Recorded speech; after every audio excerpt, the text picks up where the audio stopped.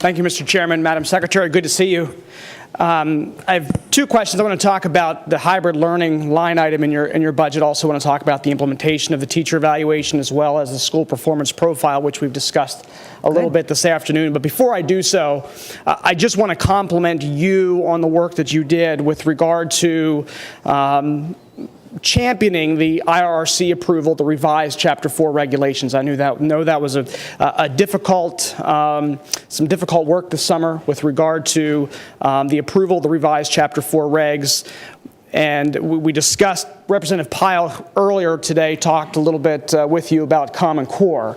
And we recognize that the failure to adopt the revised Chapter 4 regulations would have resulted in the approval of the National Common Core standards, which had been adopted back in 2010, would have required the development and implementation of Keystone exams in 10 subject areas, would have required the department to realign PSSAs and Keystone exams to the National Common Core state standards, which would have resulted in significant costs. So just at the outset, just want to thank you for your work with regard to the adoption of the new Pennsylvania Core standards, the Keystone exams, the revised Chapter 4 regulations.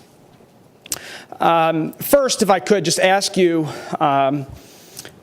your sense of the implementation of the teacher evaluation. Could you provide this committee with an update with regard to the implementation of the new teacher evaluation system, as well as the school performance profile, and how the school performance profile is being used to replace the AYP model?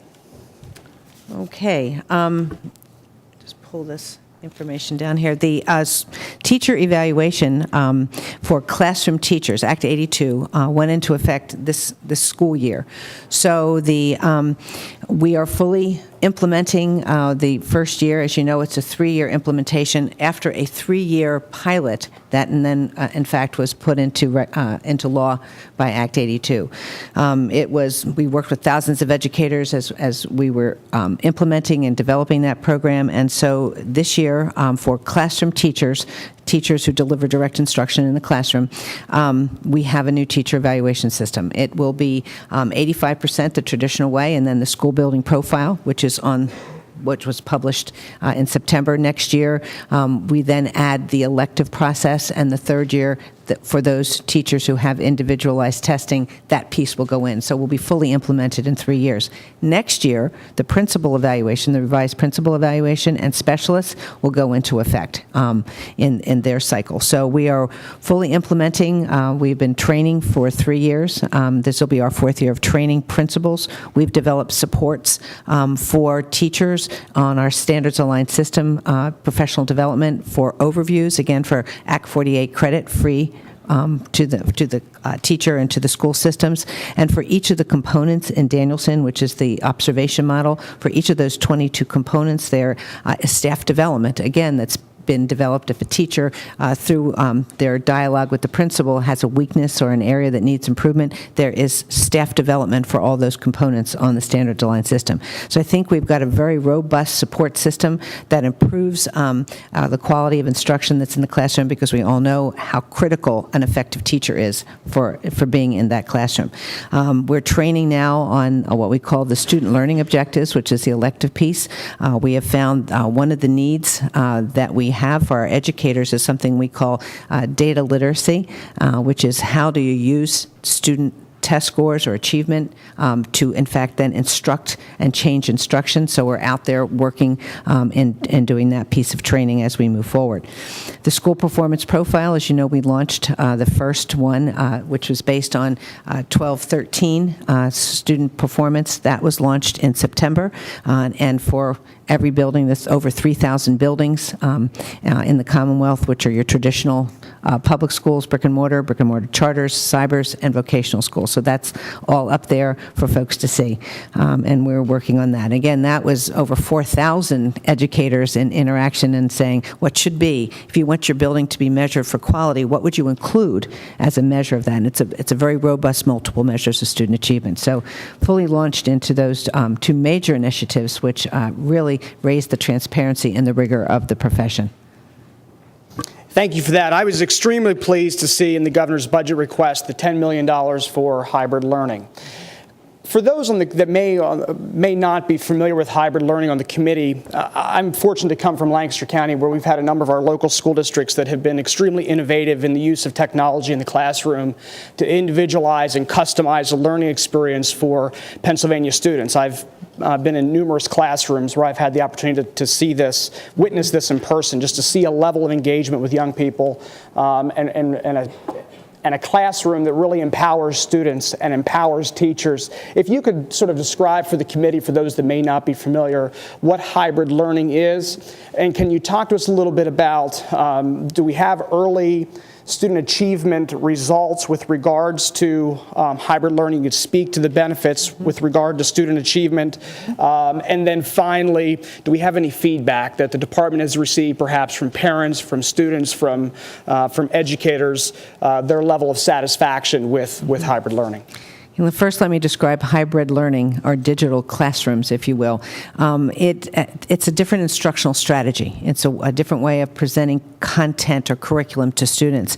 One way that they do is called a flipped classroom, where in fact a student may take direct instruction and then go home and through digital content learn and support what happened in that classroom.